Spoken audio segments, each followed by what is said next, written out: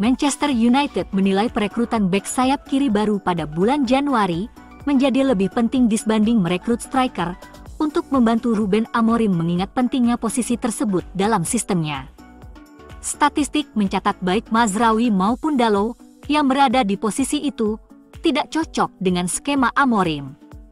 Mazraoui lebih pas di peran bek sentral kanan, sedangkan Dalot di sayap kanan. Keduanya berjuang untuk menawarkan serangan melebar dan ancaman serangan, meskipun tingkat usahanya dan kemampuan fisiknya tidak dapat diragukan. Duo bek kiri alami, Shaw dan Malacia tak dapat diandalkan. Jadi itulah kenapa pembelian Dorgu menjadi titik penting kebangkitan MU. Pertama, hal ini akan membantu menyeimbangkan tim setelah munculnya Ahmad. Yang tidak diragukan lagi adalah pemain terbaik Setan Merah sejauh ini sebagai pilihan nomor 1 di bek sayap kanan. Kedua, hal ini akan memungkinkan pemain seperti Dalot dan Shaw untuk bermain dalam peran yang lebih sesuai dengan bakat mereka. Bek sayap kanan untuk Dalot dan bek tengah kiri untuk Shaw sebagai contoh. Dan, terakhir, hal ini akan memungkinkan klub untuk menargetkan pemain atletis untuk meningkatkan profil fisik skuad yang sangat kekurangan kecepatan dan kekuatan. Meskipun hal ini tidak secara eksklusif berlaku untuk posisi bek sayap kiri, karena peningkatan fisik juga diperlukan di lini tengah dan penyerangan, penambahan pemain yang mampu memberikan keamanan dalam transisi bertahan dan ancaman dalam transisi menyerang akan menjadi dorongan bagi filosofi Amorim.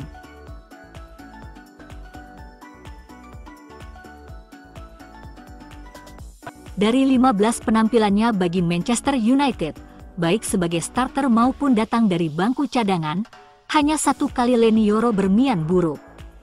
Datang dari Liga Prancis sangat wajar jika bek berusia 19 tahun ini butuh adaptasi. Dan sejauh ini prosesnya berjalan baik. Dibimbing trio senior Maguire, Martinez dan De Ligt, Leny Yoro sejauh ini bisa mengejar level seorang bek tangguh Liga Premier. Penggemar United kemungkinan tidak akan melihat Martinez bermain hingga paling cepat bulan Oktober, dan Ruben Amorim perlu mencari solusi tanpa pemain bek tengah senior yang direkrut. Dapat diasumsikan bahwa Matthijs De Ligt akan menjadi bek tengah pilihan pertama, dan Harry Maguire juga akan menjadi starter. United kemudian memiliki 1 tempat lagi untuk diisi dan pilihannya jelas. Leny Yoro harus diberi kesempatan untuk bersinar. Situasi buruk ini bisa menjadi kesempatan bagi Yoro untuk bersinar dan mendapatkan menit bermain yang berharga di level Liga Primer. Amorim telah mempercayai pemain muda berkali-kali dalam karirnya dan tidak takut untuk menempatkan mereka di posisi starter, seperti target United berusia 17 tahun Giovanni Quenda di Sporting Lisbon. Yoro telah menjadi starter 4 dari 7 pertandingan Liga Primer terakhir, dan telah bermain penuh selama 90 menit dalam 2 dari 3 pertandingan terakhirnya.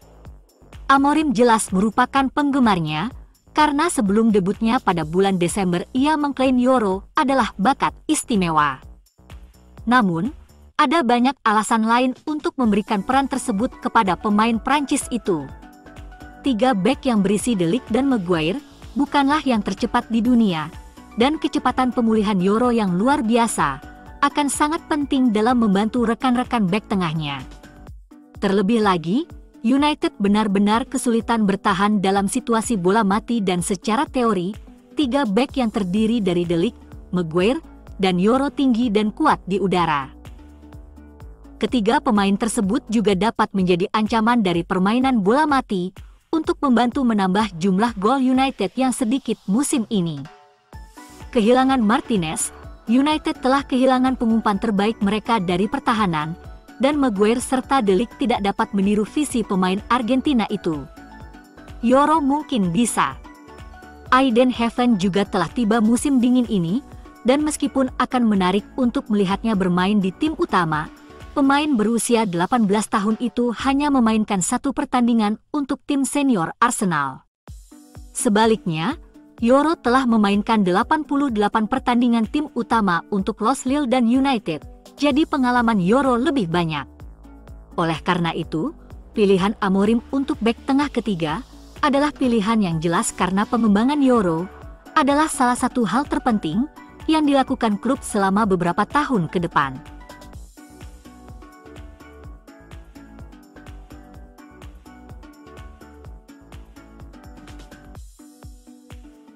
Altay Bayındır dikabarkan tengah berupaya kembali ke Liga Super Turki setelah gagal memantapkan dirinya sebagai kiper pilihan pertama Manchester United menurut surat kabar Star. Dengan Manchester United yang dilaporkan tengah mengincar kiper Sunderland, Anthony Patterson, masa depan Bayındır di Old Trafford tampak tidak pasti. Pemain internasional Turki tersebut telah dikaitkan dengan kepindahan ke Galatasaray, rival dari mantan klubnya Fenerbahçe. Meskipun Bayındır telah menunjukkan sekilas kualitasnya selama berada di Manchester United, ia tak akan bisa menggusur Andre Onana untuk posisi starter. Laporan tersebut mengklaim bahwa Bayındır ingin mendapatkan lebih banyak waktu bermain regular dan mungkin berupaya untuk kembali ke Liga Super Turki pada bursa transfer mendatang. Namun, waktu bermain Bayındır telah bertambah sejak Amorim ditunjuk sebagai manajer. Pemain internasional Turki itu tampil mengesankan saat diberi kesempatan dan bisa saja mendapatkan lebih banyak waktu bermain regular setelah mendapatkan kepercayaan dari manajer dan para penggemar. Bayındır harus menunggu lama untuk masuk ke dalam tim, tetapi telah menunjukkan keinginan untuk memperjuangkan tempatnya di United. Bayındır kini telah memainkan 6 pertandingan musim ini dengan 2 kali clean sheet dan terikat kontrak hingga 2027 dengan opsi untuk memperpanjang kontraknya selama 1 musim tambahan.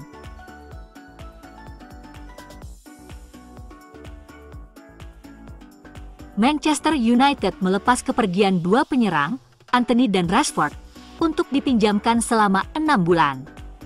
United mendatangkan 2 bek muda, Patrick Dorgu dari Leicester dan Aiden Heaven dari Arsenal. Ineos merasa bisnis mereka cukup baik dan mempersiapkan dana untuk musim panas. Jadilah, tak ada pembelian panik untuk seorang penyerang. Saat ini MU hanya punya 4 penyerang, yaitu 2 winger Garnacho dan Ahmad, serta 2 striker Højlund dan Zirkzee. Visi Ineos kepada Amorim cukup tegas, mainkan pemain akademi jika salah satu dari mereka cedera. Ini membuat kesempatan Chido Obi, Gaby Biancheri, dan sejumlah penyerang akademi punya peluang debut di tim utama. Kembalinya Luke Shaw, kedatangan Dorgu dan Heaven sedikit melegakan setelah Lisandro Martinez divonis cedera parah. Dalam satu laga Liga Premier, sebuah tim bisa memiliki 9 pemain cadangan di skuad pertandingan. Onana, De Ligt, Yoro dan Maguire akan menjadi andalan di sisa musim ini. Dalot, Mazraoui, Ugarte, Bruno bisa dijamin di lini tengah. Trio Garnacho, Ahmad, Højlund bisa dijamin di starting 11. Di bangku cadangan, Bayındır, Shaw, Dorgu, Casemiro, Maino, Collier, Eriksen, Zirkzee dan Lindelof akan ada jika fit. Komposisi ini bisa berubah jika ada anggota tim yang absen karena cedera atau skorsing. Disitulah kesempatan Aiden Heaven dan para pemain akademi masuk tim. Situasi yang mencemaskan dengan 3 kompetisi yang masih MU ikuti.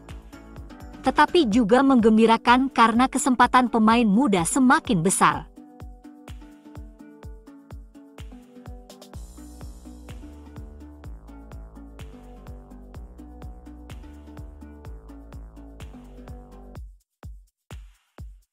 Dengan hari terakhir bursa transfer yang mengecewakan, membuat United kekurangan opsi di lini depan dan juga di posisi nomor 10. Akademi memiliki solusi untuk Amorim.